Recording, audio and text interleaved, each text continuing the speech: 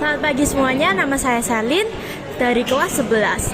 Berbicara tentang sejarah tentunya menjadi topik yang sangat hangat untuk dibicarakan. Hari ini saya bersama dengan salah satu kakak kelas yang sangat spesial.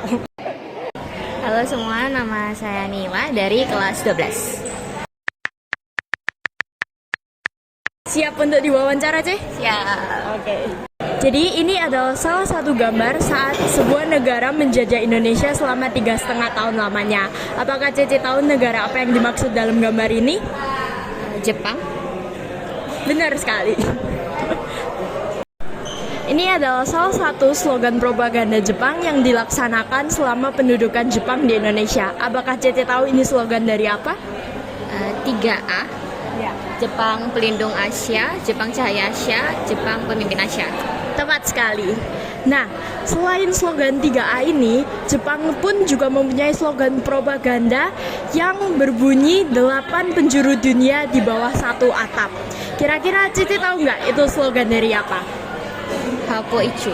Jadi itu kayak slogan yang dipakai Jepang untuk memperluas daerah kekuasaan mereka dengan kayak embel-embel untuk persaudaraan gitu. Oke, pertanyaan selanjutnya. Ini cukup gampang nih. Gambar apakah ini? TNI. Nah, apakah Cece tahu cikal bakal terbentuknya TNI ini dari mana sih? Pelindung tanah air, PETA.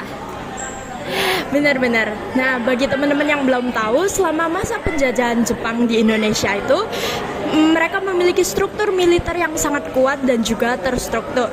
Saat itu jabatan yang paling tinggi disebut Panglima Militer Jepang di Indonesia, dan merekalah yang membuat peta. Apakah Cece tahu apa sebutan posisi penting ini dalam militer Jepang? Gunshireikan. Benar sekali. Udah jalan setengah pertanyaan nih. Jadi selain Gunshireikan yang mengawasi perilaku tentara dan kedisiplinan militer, ada juga kepala pemerintahan militer Jepang yang berperan dalam mengatur SDM dan juga SDA Indonesia. Apakah Cece tahu sebutannya dalam bahasa Jepang? Gunseikan. Ya, benar. Oke, pertanyaan berikutnya. Gambar ini menunjukkan sistem tenaga kerja paksa yang dilakukan Jepang selama di Indonesia. Apakah Cece tahu sebutan sistem kerja paksa ini? Romusha. Ya. Nah, apakah salah satu strategi Jepang yaitu mengadakan sistem kerja paksa berupa Romusha dapat berkontribusi dalam kemenangan Jepang atau justru membawa dampak negatif?